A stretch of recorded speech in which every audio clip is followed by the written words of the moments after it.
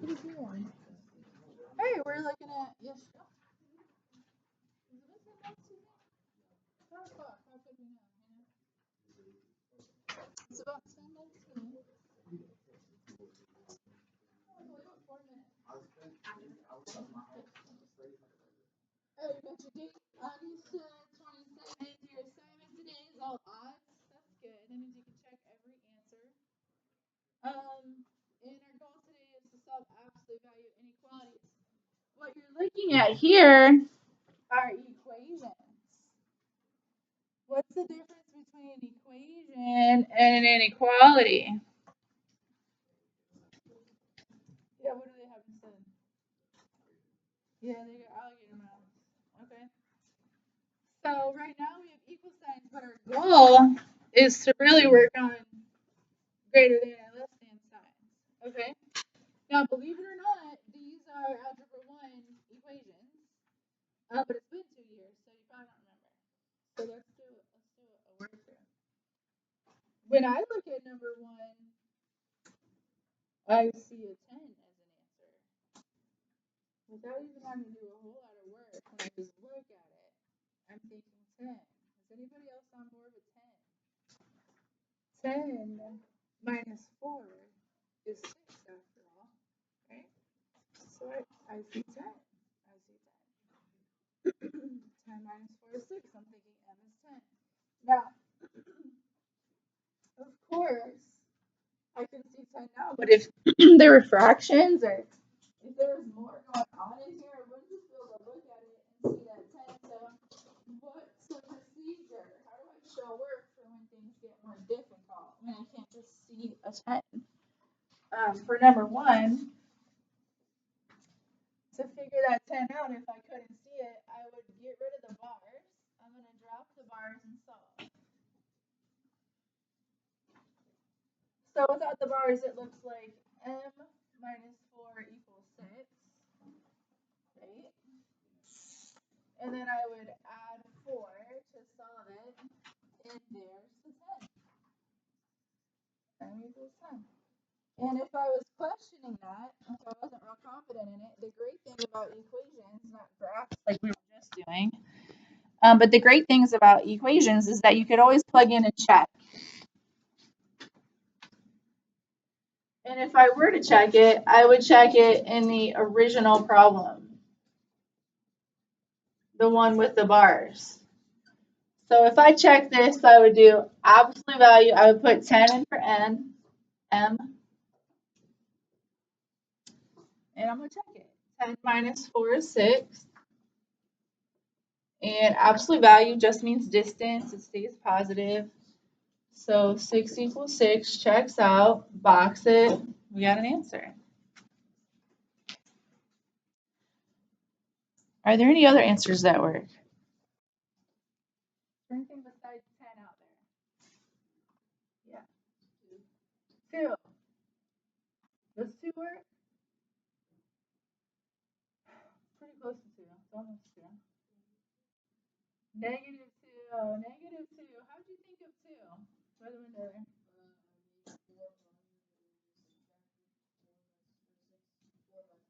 It got to 2. That's good. 2 is there, but we're actually going to talk negative 2.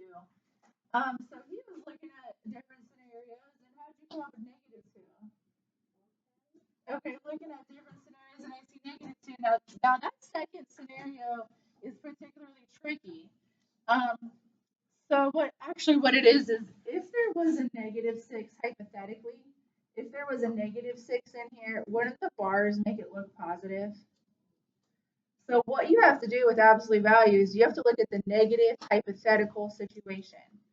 So I'm going to write this fact down for today, in case you don't remember. All absolute value equations could have 2 answers, okay? A lot of times the first one will jump out at you, but that second one takes kind of a deep dive.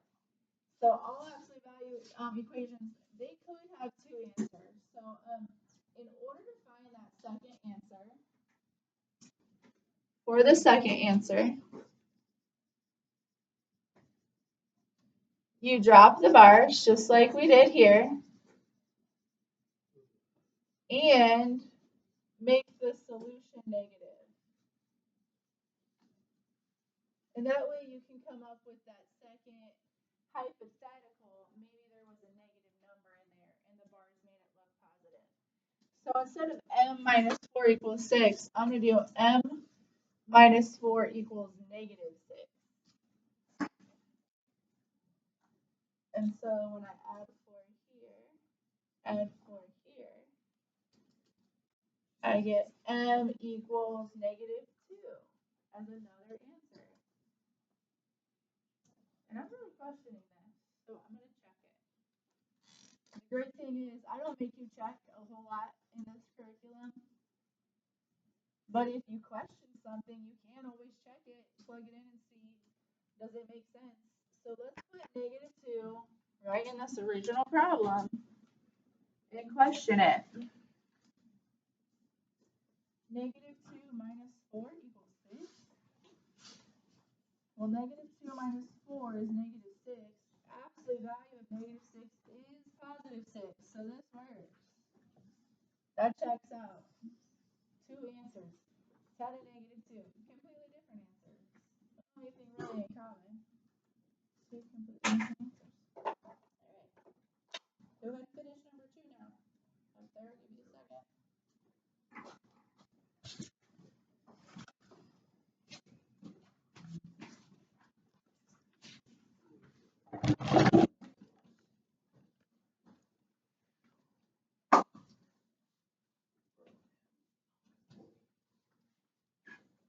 Does that one have two answers?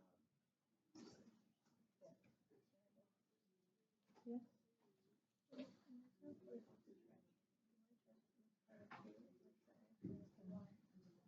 I mean, I know the answer, but this is your quiz, so wondering if you know the answer. So what you think? So you can do, right? Yes. That's number 2. I don't know where the dot looks weird. Sorry about that. Thanks for asking. All right, so all I can see is 7. So I'm dying to answer 7 here. Did anybody else come up with 7? 2 times 7, 14. Yeah. What's the other answer, you guys? Negative 7. Once you go down anyway. Let's show the work. So we can do this if it's more difficult. People say, why do I show work? Why do I show work? Well, at some point it becomes more difficult. So you need a process down. You need a process to figure it out. So we want 2 answers. So our first scenario, we just drop the bars. And we say negative 2 times d is 14. We do it again. You drop the bars, but you make the result negative. And that's because we don't know the hypothetical situation. Hypothetically, this could have been negative 14 and the bars is making it look positive. We don't know that. So we do negative 2d equals negative 14. All these possibilities because it is absolute value bars. And my first answer was actually negative 7. Sure, negative 2 times negative 7 is 14. And then my second answer is a positive 7. Either way, both will work. 2 right answers. Any questions about the equations? Now, believe it or not, those are algebra 1 equations. A lot of people skate by in algebra 1, memorizing that there's 2 answers. They find one and they write it positive and negative. So you can probably pass with that. True comprehension are the students who do. So a lot of students in algebra 1 would have got the 10 and they would put 10 and negative 10. But it would be half right. These are 2 totally different answers. So probably half of you got back in algebra 1, finding 1 and saying positive and negative. That only worked here, not there. Sometimes they're completely different. Sometimes it's a positive and a negative. Really depends on the depth of your understanding. All right, head to page 51.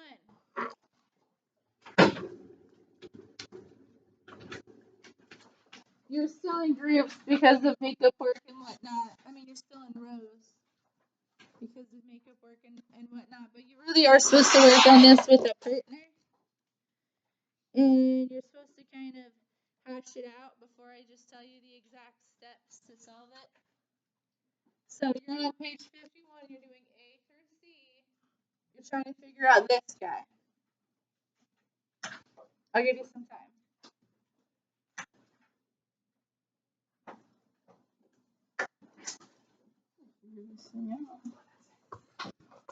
So nervous my computer's gonna fall anyway.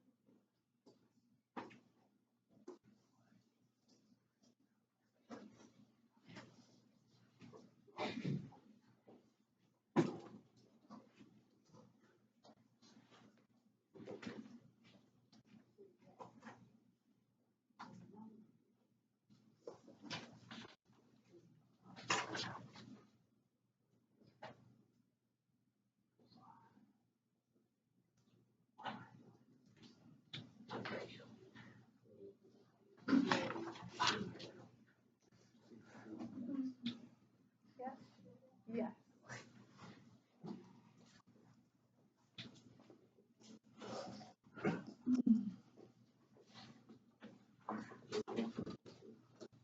Okay, so what are our thoughts? What do we think this inequality means?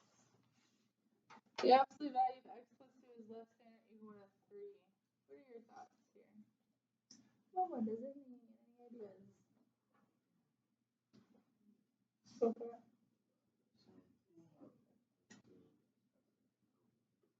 Yes, wow, that's really good. We heard the word sum. We heard less than or equal to. So I like that. So I'm just gonna add the word distance in there because the absolute value does refer to distance. So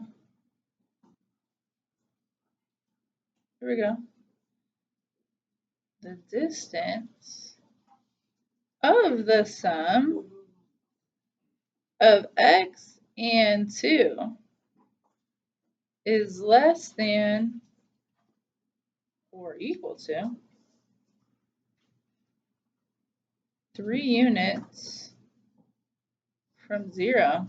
Yeah, so absolute value is referring to distance, that's why it's positive. So we're talking about 4x plus 2, it has to be close to 0. It's less than 3 units from 0. Like here's 0, here's 3, here's negative 3. X plus 2 has to exist somewhere in here. It can't be further away than that. So then, what are some numbers that work for x? Did anybody find a number that works for x? Yes. Counting 1 works. 1 plus 2 is 3. So yeah, 3 is perfectly equal to 3. Perfect. What's another number that could work? Negative 1. Does negative 1 work? Negative 1 plus 2 is 1, which is less than 3. There's another one that works. Is there another number that works? That's pretty big. Negative 5 plus 2. Negative 3, the absolute values make it positive. Negative 5 works. Good job. Is there any more that works? We went from 2 and that worked, so we're already at 3 here. Is there another one? Negative 3. Negative 3 plus 2 is negative 1. So that's 1, and 1 is less than 3, so negative 3 works. Shoot, we're up to 4 answers. So with the equal sign, we had 2. And now with this greater than or less than, we have 4. Are there any more? Yes? 0 works. 2 is less than 3. Are there any more?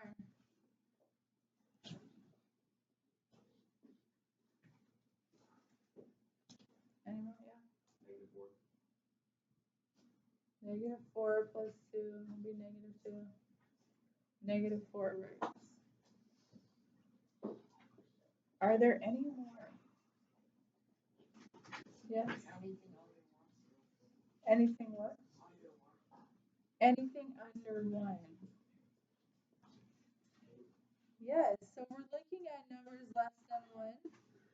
I do see 1 is the highest number. Anything above 1 would make it false. So I like this idea of anything under 1. What about decimals and fractions? What about 0.5? Does 0.5 work? 2.5 is less than 3. So 0.1 works, and 0.4 works, and 0.6 works. So I like how you said anything less than 1. But what about negative 10, Kenny? Does negative 10 work? You said anything less than 1. So what about negative 10? Negative 10 plus 2 is negative 8. Absolute value would be positive 8. And 8 is not less than 3. So it's not necessarily anything less than 1. There's another limit to it. Rowan. That's it. That's it. So, Kenny, you summarized it by saying, wait, this is a range of numbers. Let's stop just naming 1 or 2 things. It's a whole range. Good. And then, Rowan, you brought it home by saying, well, the bottom limit is negative 5. And you guys identified the top limit as being 1. So let's break this down. So x has to be less than 1, and it also has to be greater than negative 5. So we have a range of numbers that work for this absolute value inequality.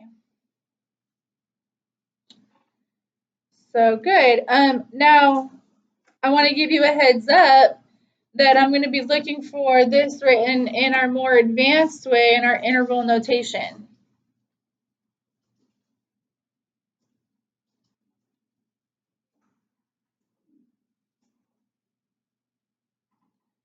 So this would be all numbers between negative 5 and 1. So go ahead, write it both ways. Write the compound inequality, which you're familiar with, and then write bracket, negative 5, comma, 1 bracket. This is more advanced. And then you'll also have to show this on a number line today.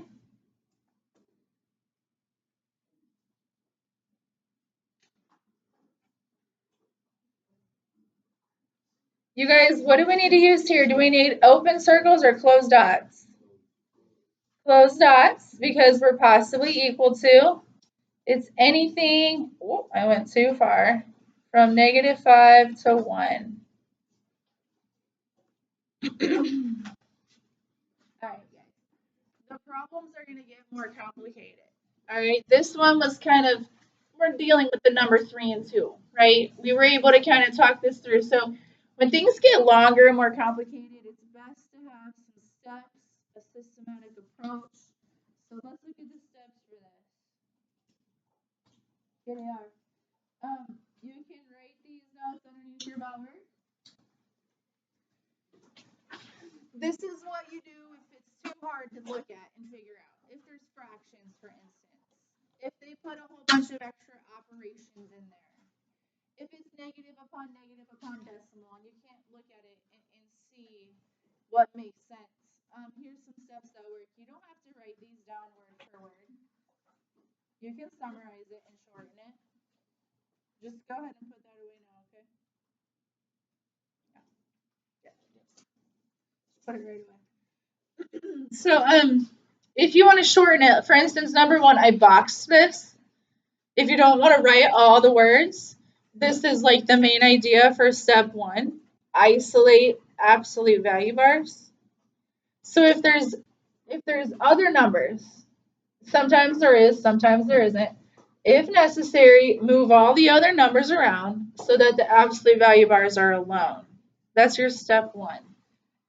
If the problem is much longer than what we just saw, it's too complicated, start by getting absolute value bars alone.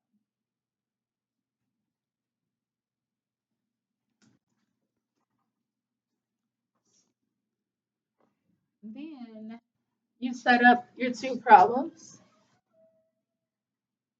You set up 2 problems just like we did in Power. Your first problem you do just like ellipse. You drop the bars, you figure it out. The second problem, you're going to flip the alligator mouth. You flip the inequality symbol. And you change the sign of the result. So if it was negative, you go positive. If it's positive, you go negative. And then you solve them. Put your answer on a number line and use interval notation. The number line of the notation is going to be harder than it sounds. So you might want to consult your book. And I did assign odds so that you can see number line answers in your textbook. I want you to check your answers as you're going through it. There was like one desk was like taller than the rest. And I think it's like, maybe you could engineer it and fix it for the whole day. Where is the issue in that thing?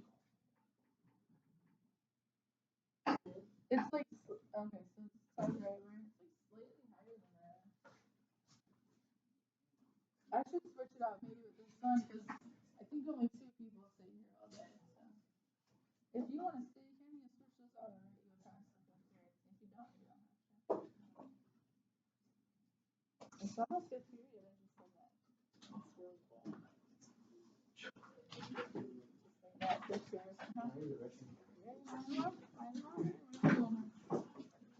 When you're ready, I picked a more difficult example. Okay, the problem I picked here to do with you is more difficult. How does significantly more difficult than the one we just did?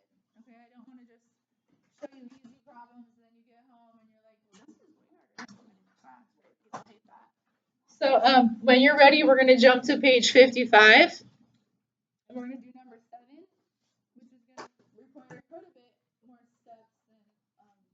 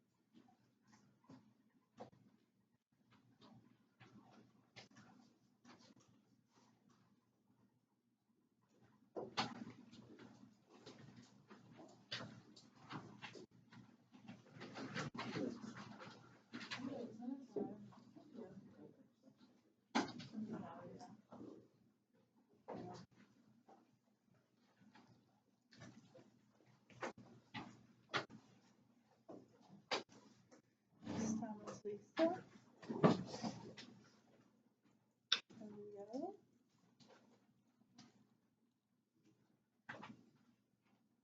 When I see everybody open up to 55, I'll see a big gray page and I'll know we're ready. Gray page 55. Great.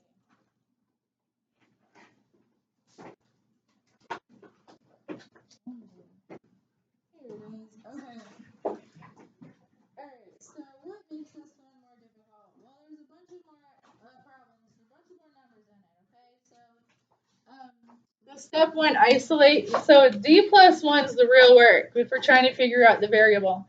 So I want to get rid of this minus 7, and I want to get rid of this 3. So that's step 1. Cancel the 7 out and cancel the 3 out. So isolate the bars.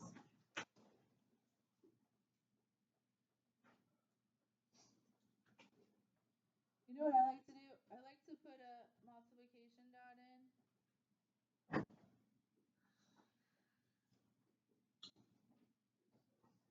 This is 3 times the absolute value. And so instead of jamming it up right there, I put the dot in. Yeah. If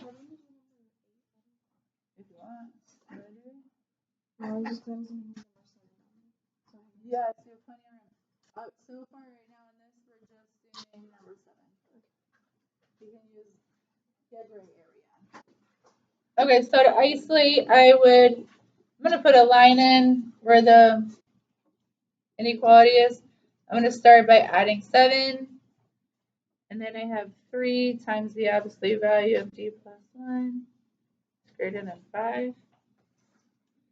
Because the other one I could kind of look at, but now I'm like kind of doing algebra in my head before I can get into that value of D. So now I have to divide by 3, and now I feel stressed because we have a fraction. Just like that. Put a fraction in. Now, if you know you guys are pretty good. You know yourselves, you're in algebra too. You know. If you know a fraction makes you stop doing work, you go right ahead and make a decimal. Okay, get your calculator out. 1.6 repeating. You do that. Okay? If you know yourself and you know you want to go to ACE math and you want to keep up in this like rigorous math, then you should be working with the fraction. Okay, so you do you. If you want to make it a decimal and move on, perfect. Very good. If you want 100% full credit and you want to be able to keep up as your math classes go on, you work with this in fraction form. 5/3. That was step 1, isolated. Step 2, make 2 different problems.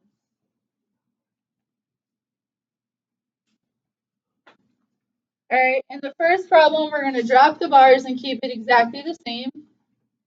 In the second problem, we're going to drop the bars, but we're going to flip the inequality, and we're going to change the sign from positive to negative.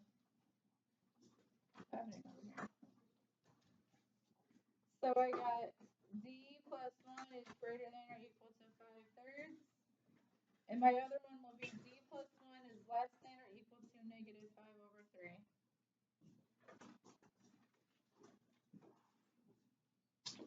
Does anybody have a question? This is the work.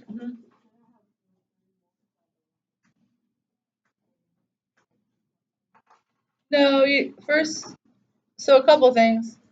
You can't multiply into bars. So you also, when I divide it, I'm canceling it without having to worry about it. So the division's just going to be quicker than having to get into all that. Good question. Who else has a question? All right, good. So now I have to minus 1 from both sides. And I have D is greater than or equal to 5/3 minus 1. And some of y'all just hit that calculator, use your decimals, or use the fraction button on your calculator. I'm going to go ahead and get a common denominator. 1 is the same thing as 3/3. So I'm not too worried about that. 5 minus 3 is 2. So my first answer is G has to be greater than or equal to 2/3 for this to work. D has to be a number higher than 0.6.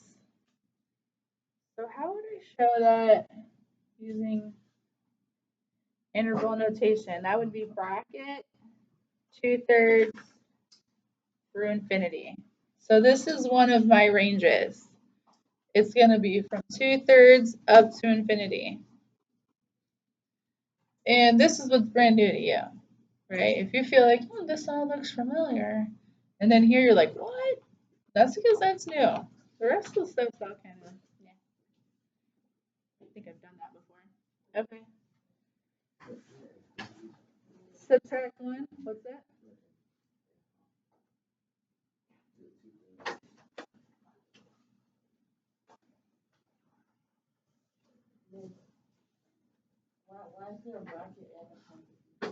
Okay.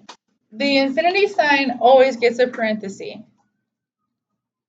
Now, the number will get a bracket if it's equal to. If the equal to sign wasn't there, it would also have a parenthesis. Good stuff. All right, negative 5/3 minus 3/3. D has to be less than negative 8/3. Or if everyone's working with decimals, maybe negative 2.6. Repeating. Yeah.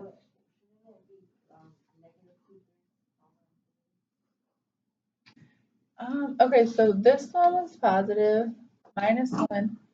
5/3 minus 3/3 is a positive 2/3. What'd you get for was your answer negative?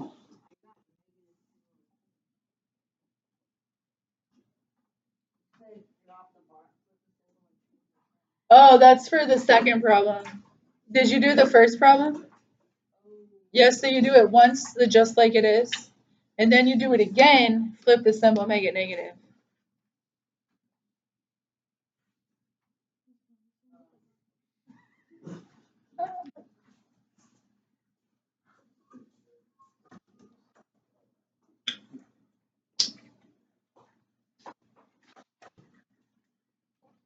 So, yeah.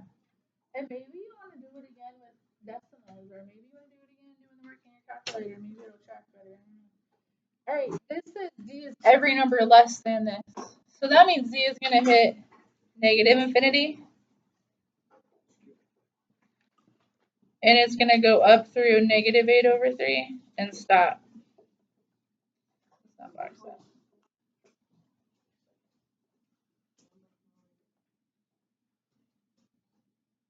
I'm on page 55, number 7.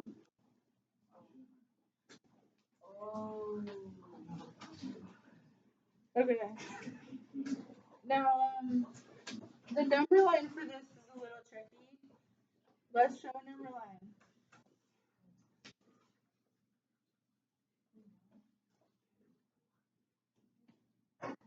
So they're both number 7? Yeah. There's 2 answers. Oh. All right, so I got D is greater than 2/3, which would be right here. By the way, I think you're probably understanding better than a lot of people in here, so keep asking questions. Okay. I know where you're at. Some people don't even know what to do. So if it's negative, then you drop a bar? Actually, every single time you do it twice. So this was my problem after I added 7 and divided by 3, right? Oh yeah. So I did this exact problem with no bars. With the positive 5/3 right here. Then I set it up again and I flipped the symbol and I turned the 5/3 negative. Oh, okay. Yeah. No problem. Keep asking. The classes who have a student in the room who's willing to ask will all together achieve more than the classes where no one's willing to ask questions. Because I know he's not alone in those questions. I know he's not alone. Thank you. Yes, thank you. Thank you, Penny. Really want to do the work. Who else has a question? You know what's weird is our first number line, the arrows went together, and on this number line, the arrows go opposite. Okay. Sometimes when you graph it, the arrows come together, and sometimes they go opposite. That's something to think about. Yeah, how do we know about these arrows? This is one thing that isn't going to click for a lot of people is this number line. You think it looks easy, but that's because I did it. So this says the distance is greater than. So the problem starts with a greater than symbol. And when I think about greater than, I'm thinking about going to infinity, right? It's going away forever. So it's a comprehension thing. If the absolute value is more than a number, that means the distance from 0 is far away. So for greater, the arrows go opposite. Greater goes opposite. Whereas if the problem had started less than, that means the distance is close. It's less than that number from 0. So for less than, the arrows go together. When you're ready, go to page 57, and the very first one is less than. We can compare it. Is it 57? Yeah. We're doing odds, 1 through 17 odds, so that you can check out your answers.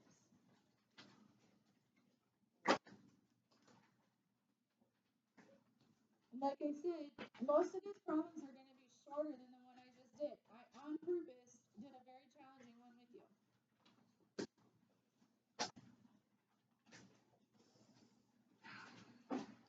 So here we are. This is your assignment. It has to be done by tomorrow.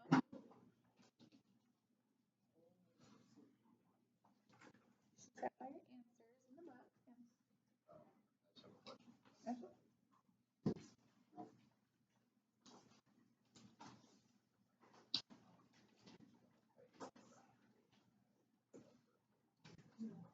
I think it's easiest to look at this one. And I have to say it out loud. So since the inequality is open square, this means this is less than. So my arrow for this one's going to be going left. So I gotta put it out here. And I also, in my mind, am thinking of decimal. So make it feel the calculator out. So is this? Oh, yeah, so this is the equivalent of 2.6. So I went to 2.6 and I put it everywhere. Yes. There should be another answer. That should be 2 dots. What is the difference between the fill dot and the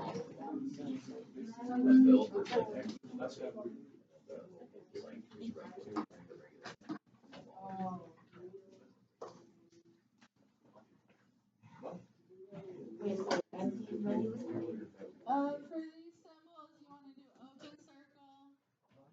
For these guys, you want to do a closed dot.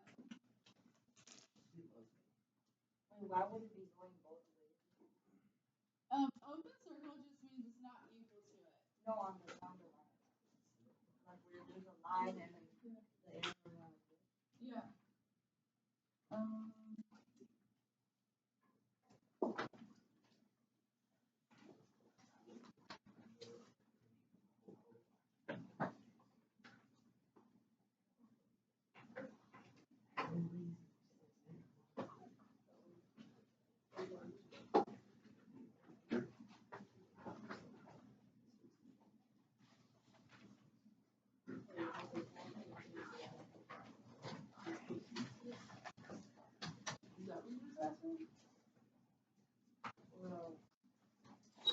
Let's see, look at number 1, for instance. What can X be? Okay, it's easier with logic, and so you get to the more difficult ones. You have to have the steps. So this says X has to be less than 3. So I'm thinking 0, 1, 2, negative 1, negative 2. Could it be negative 5? No, because the absolute value of negative 5 is positive 5. So this is limited one way or the other. Okay. So I would say I need 2 answers. One answer is just drop the bars just like it looks. X is every number less than 3. And the other answer, I flip the symbol and I make the 3 negative. So x is less than 3 and x is greater than negative 3. It doesn't help that your book did not label your number lines at all. So that's a decision you have to make as well.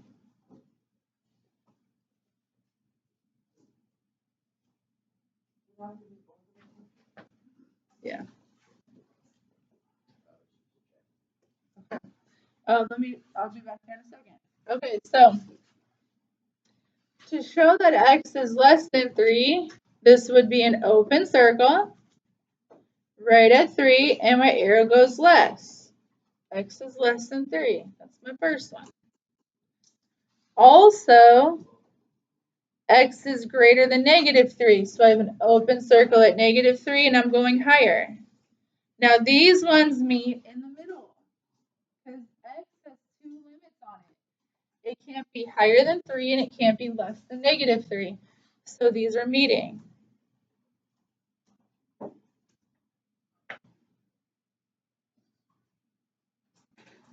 And this shows me x could be negative 2, negative 1, 0, 1, 2, and all the decimals in the middle.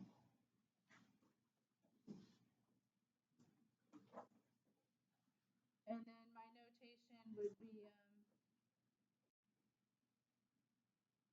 negative 3 through 3 with parentheses that time.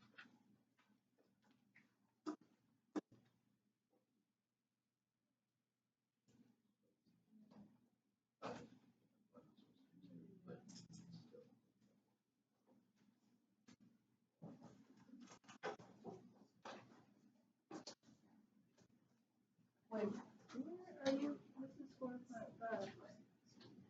So put it out to 4, go all the way to 4.5. Do we have to put both the answers? Yeah. Both work, right? You have to show all the answers, is what we should be saying. You have to show all the answers. Every answer between negative 3 and 3 words.